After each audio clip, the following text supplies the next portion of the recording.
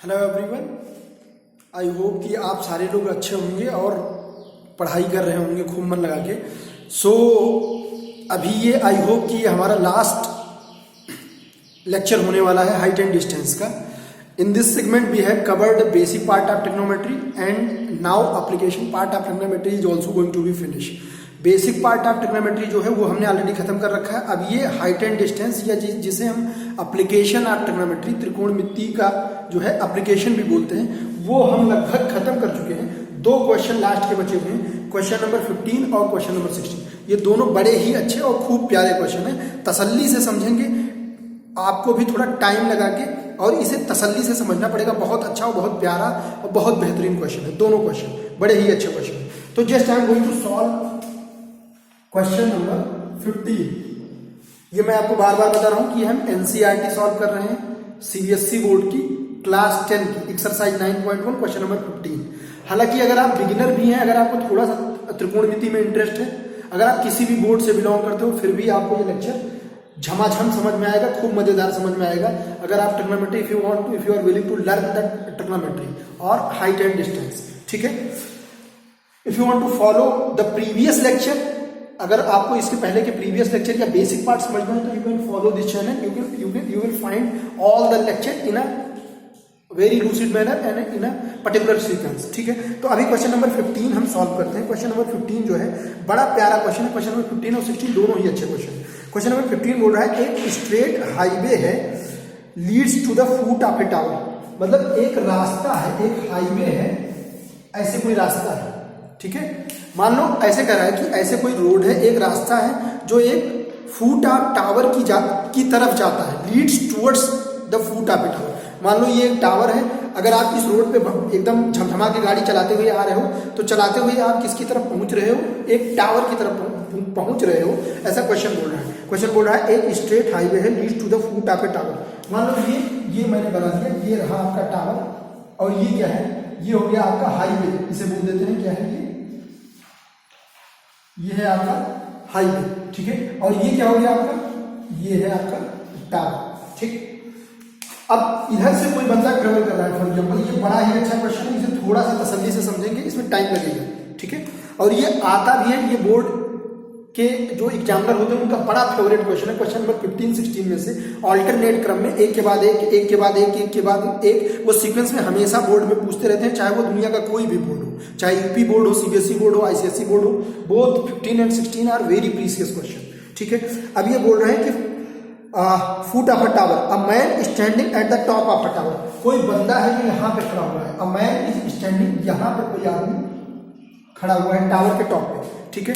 अब क्या हो रहा है? अ man standing at the top of a tower observe at a car eight an angle of depression of 30 degree. मान लो यहाँ पे कोई कार है, ऐसे मान लो कार बना दे रहा हूँ, छोटी सी कार, ठीक है। ये हो गया कार। अब यहाँ पे क्या है कि ये बंदा इसको ऑब्जर्व करता है। अब मैं इस चीज को बार बार डिस्कस नहीं करूंगा, मैं बहुत बार डिस्कस कर चुका हूं। जब आप ऊपर से नीचे दिखोगे तो जो एक इमेजिनरी हॉरिजॉन्टल बनेगा, इमेजिनरी बनेगा, इसलिए मैं इसको डैश डैश बना रहा हूं, ठीक है। इसके बीच में जो एंगल बनेगा इसे हम एंगल ऑफ डिप्रेशन बोलते हैं। हालांकि राइट एंगल ट्रायंगल में मोस्ट ऑफ द टाइम, लगभग हमेशा हम इस एंगल को नहीं, इस एंगल को ही इस्तेमाल करते हैं, और जितना ये होता है उतना ही ये भी हो जाता है by default by the property of pair of alternate angle. जो एकांतर कोण का जो युग्म होता है, एकांतर कोणों के युग्म से ये दोनों आपस में बराबर हो जाते हैं, इसलिए हम दिया ये होता है पर यूज कभी भी ये नहीं करते। ज्यादातर बार तो नहीं यूज करते, ज्यादातर बार यूज यही करते हैं, ठीक है। तो जितना ये होगा उतना ये हो जाएगा। इसकी वैल्यू क्या दी हुई है? Angle of depression is given to you 30 degree. Observe a car, यहाँ पे कोई बंदा बैठा है, ये कार को जब ऑब्जर्व करता है तो एंगल ऑफ डिप्रेशन कितना बनता है? 30 डिग्री। तो अगर ये 30 होगा तो ये भी क्या हो जाएगा? बाय डिफॉल्ट क्या हो जाएगा? 30 डिग्री हो जाएगा। अब ये बोल रहे हैं, कह रहे हैं कि which is approaching to the foot of a tower. ये जो है ये कार और इधर टावर की ये क्या है? अगर ये टावर है तो ये टावर का क्या हो जाएगा? फुट, ठीक है। अब ये बोल रहा है कि ये जो कार है इधर की तरफ ट्रेवल कर रही है, ठीक। अगर हम थोड़ा सा फिगर को और वैसा बनाएं तो, या फिर आप कार अगर इधर से चलेगी तो और आगे पहुंचेगी। कार मान लो कुछ देर बाद कहां पहुंच गई? यहां पहुंच गई, ठीक है। अगर यहां पर कार पहुंच गई तो क्या होगा? अब बंदा इसको देखेगा ऐसे, या फिर थोड़ा सा इस फिगर को अगर रफ करें, या फिर इसी में थोड़ा सा इरेज करते हैं, ठीक है, तो कुछ देर बाद कार यहाँ पहुंच जाएगी। अब आपको पता है कि अगर ये 30 है तो एंगल ऑफ जो डिप्रेशन होगा ये आपको चेंज हो जाएगा। ये पहले अगर 30 था तो अब ये एंगल 30 नहीं रहेगा, अब ये कितना हो जाएगा 60। ऐसा मैं नहीं बोल रहा हूँ, क्वेश्चन में बोल रहा हूँ, ठीक है। जैसे कार अप्रोच कर रही है, पहले कार यहाँ थी, अब धीरे धीरे यहाँ कार पहुंच गई, कार रीचेड ओवर है, यहाँ थी कार, अब पहुंच गई कार यहाँ पे, ठीक है। अब अगर ये एंगल 60 है तो ये भी एंगल कितना हो जाएगा, ये भी हो जाएगा 60 डिग्री, ठीक है। इतना उसने क्वेश्चन में बताया है। ये तो 30 है, एंगल ऑफ डिप्रेशन पहले 30 था, और जैसे जैसे आप फुट के नजदीक टावर के जा रहे हो 30 से कितना हो गया 60 हो गया, ठीक है। अब बोल रहा है which is approaching to the foot of a tower with uniform speed, speed uniform है। देखो इसमें थोड़ा सा फिजिक्स का भी कॉन्सेप्ट लगेगा। यूनिफॉर्म स्पीड में जब मैं फिजिक्स यानी जब साइंस स्टार्ट करूंगा तो फिजिक्स में आपको uniform speed, non uniform speed, बहुत सारी चीजें मैं आपको खूब अच्छे से डिटेल में बताऊंगा। अभी यूनिफॉर्म स्पीड का मतलब इतना ही आप समझो कि स्पीड चलती जा रही, जिस स्पीड पे जा रही है, मान लो 50 किलोमीटर पर आवर से जा रहे हो तो आप उसी स्पीड पे जा रहे हो, आपकी स्पीड कम ज्यादा नहीं हो रही, आप इतना ही आप यूनिफॉर्म स्पीड से अभी यहां समझ के चलो, ठीक है। Uniform speed 6 second later the angle of depression of the car is found to be 60। बहुत बढ़िया कंसेप्ट है, इधर समझते हैं थोड़ा सा, मैं आपको बताता हूं। देखो यहाँ पे एक छोटा सा कंसेप्ट लगेगा फिजिक्स का। क्या होता है, speed equal to distance over time. ये हमने कक्षा 9 में भी पढ़ा है, बहुत प्यारा सा छोटा सा फॉर्मूला है। Speed equal to distance over time, मतलब चाल बराबर दूरी बटा समय। ये हम सब ने पढ़ा है, कक्षा 9, 8 अपने बचपन में पढ़ रखा है। तो अब ये अगर स्पीड यूनिफॉर्म है, मतलब अभी जो स्पीड है 10 मिनट बाद भी, आधे घंटे बाद भी वही स्पीड रहेगी। क्वेश्चन के कहने का मतलब ये है। अब वो बोल रहा है अगर मान लो इसकी स्पीड कुछ भी मान लो, लेट द स्पीड, क्यों मान रहे हैं, अभी काम आएगा, लेट द स्पीड भी x किलोमीटर, या फिर आप ऐसा करो, ये क्या बोल रहे हैं, मीटर में आएगा अगर आंसर, ठीक है। तो इसे ले लेते हैं x मीटर पर सेकंड। क्या ले लेते हैं, x मीटर पर सेकंड, ठीक है। क्यों, क्योंकि वो बोल रहा है 6 सेकंड बाद। तो अगर आप यहाँ पे यूनिट किलोमीटर पर घंटा मान लोगे, किलोमीटर पर आवर मान लोगे, तो किलोमीटर पर घंटा और क्वेश्चन में डाटा दिया है सेकंड में, तो गड़बड़ी हो जाएगी। जो मानो जैसा उसमें दिया हो, तो आपको क्या रहेगा, आसान रहेगा, अदरवाइज बाद में कन्वर्ट करना पड़ेगा। अब अगर speed x kilometre per hour है, अगर यहाँ पे x रखें, ठीक है, और डिस्टेंस नहीं पता कि कितना ट्रेवल किया, पहले एक्चुअली कहाँ थी कार, देखो पहले कार यहाँ पे थी, अब 6 सेकंड बाद यहां से कार यहाँ पे थी और यहां से यहां पहुंच गई, यानी यहां पहुंच गई। कितना time, how much time the car has been taken, 6 second. कितना टाइम लिया, 6 सेकंड। ऐसा मैं नहीं बोल रहा हूँ, क्वेश्चन बोल रहा है। तो यानी 6 सेकंड। अगर उसकी स्पीड मान लिया यूनिफॉर्म स्पीड से तो जा रही है, पर एक्चुअल में उसकी स्पीड क्या है, 10 किलोमीटर पर घंटा, 20 किलोमीटर पर घंटा, 10 kilometre per hour, 20 kilometre, 30 kilometre per hour. Actual data is not given to you, but we have considered that car is traveling by x meter per second. This is the actual speed. Just we have assumed, हमने मान रखा है, हमने माना है, ठीक। अब 6 second बाद अगर टाइम रखें 6 सेकंड, तो 6 सेकंड बाद कार कितना डिस्टेंस ट्रेवल करेगी। डिस्टेंस तो असल में उसने यहां से यहां तक ट्रेवल किया है, पर ये डिस्टेंस है कितना हमें नहीं पता। तो हम फिजिक्स के यानी भौतिक विज्ञान की हेल्प से कैलकुलेट कर रहे हैं। तो यहाँ डिस्टेंस अगर निकालो, आफ्टर 6 सेकंड जो है कार ट्रेवल कर देगी 6x, ये हो जाएगा मीटर, क्योंकि स्पीड किसमें दिया है, मीटर पर सेकंड में। अगर यहाँ किलोमीटर पर आवर होता तो ये जो डिस्टेंस होती 6x मीटर नहीं आता, 6x किलोमीटर आ जाता, ठीक। ये हमारे लिए इंपॉर्टेंट डाटा है, अभी जरूरत होगा। यानी ये डिस्टेंस जो आ गया हमारे लिए 6x आ गया। अब x क्या है, वहां पे अननोन है। x अभी जब आएगा अपने आप वो कट जाएगा क्वेश्चन में, इक्वेशन में वो डिलीट हो जाएगा, आपको परेशान होने की जरूरत नहीं, ठीक। अब क्या बोल रहे हैं, अब वो बोल रहे हैं find the time taken by the car to reach the foot of the tower from this point. Car पहले यहाँ पे थी, अब वो चल चल के यहाँ पे पहुंची कितनी देर में, 6 सेकंड में। अब कार यहाँ से यहाँ पे पहुंचेगी, how much time the car has to take, are you getting me or not, ठीक। क्या आपको इतनी बातें समझ में आ रही हैं। कार यहाँ से चली, यहाँ पहुंची, how much time it has been taken, it has been taken 6 second. Now your target to reach over here, I mean you are willing to reach over here at the foot of the tower. आप tower के foot पे पहुंचना चाहते हो तो कितना time लगेगा, यही आपको कैलकुलेट करना है। लेकिन ये डिस्टेंस पता नहीं, अगर एक बार डिस्टेंस पता हो गया तो हमें स्पीड पता है, वहां से हम ये फिजिक्स के फार्मूले की हेल्प से टाइम भी निकाल लेंगे कि कितना देर यहाँ से यहाँ तो आप 6 सेकंड में आए, पर यहाँ से यहाँ कितनी देर में पहुंचोगे, ऐसा वो पूछना चाहता है, ठीक। तो कुछ निकले, डिस्टेंस निकले तो टाइम हम निकाल लेंगे इस फार्मूले की हेल्प से, ठीक है। तो फटाफट देखो, इसे कोई नाम दे देते हैं, इसे बोल दिया A B सी और D.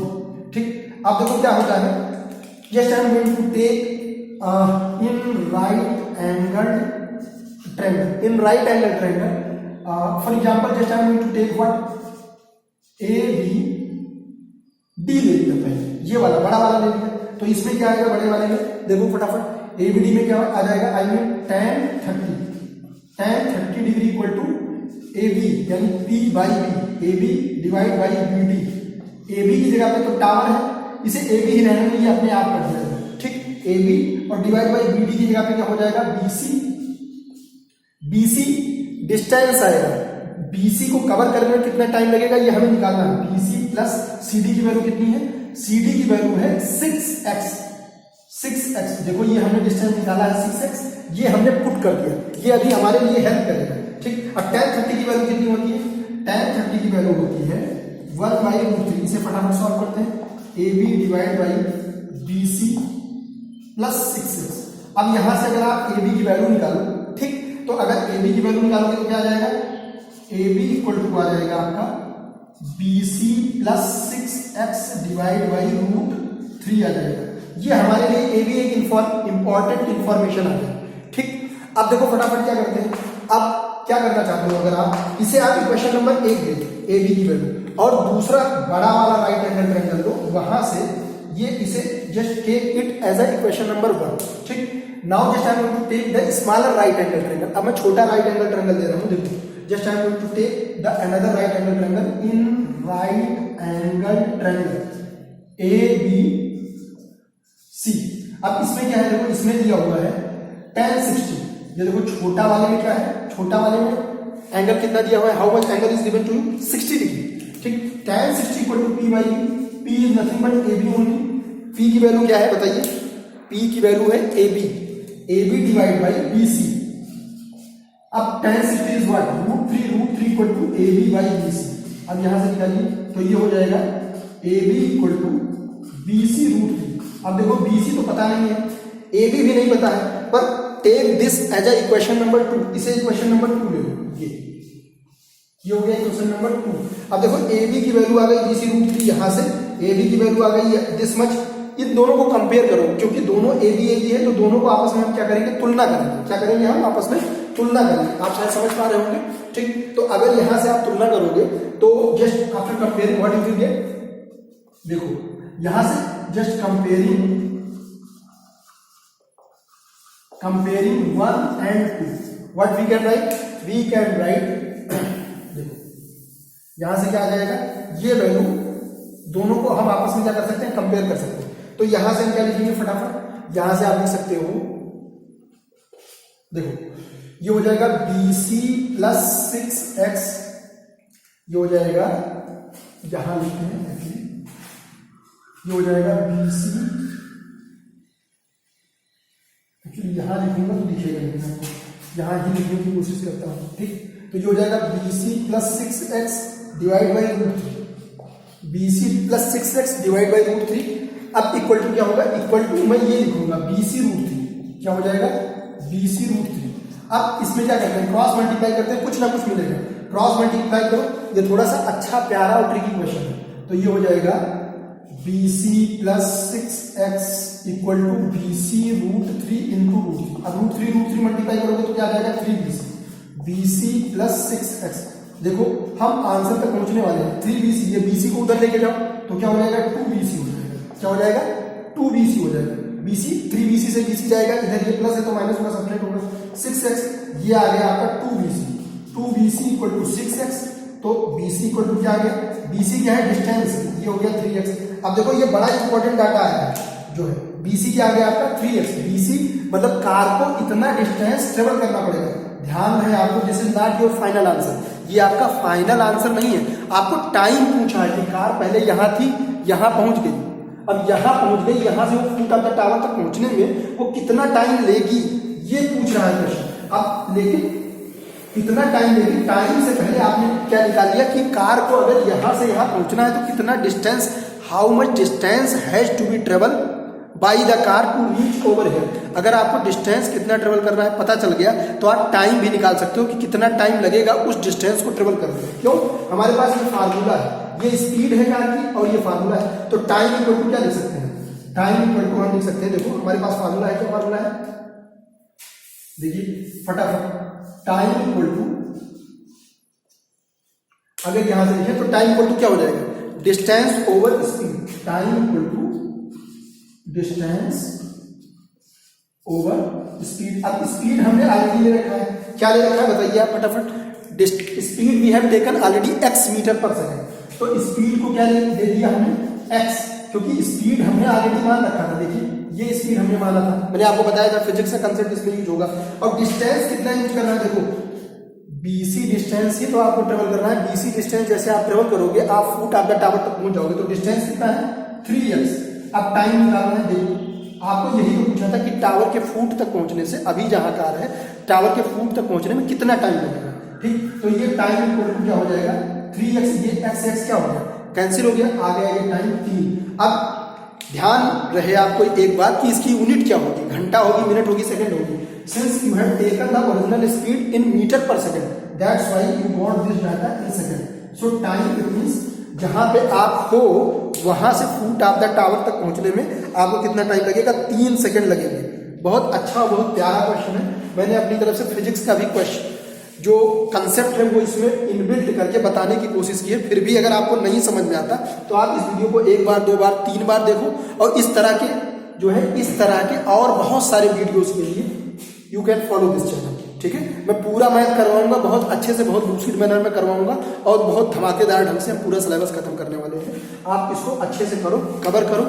We are going to meet in a very next lecture. Okay fine, thank you.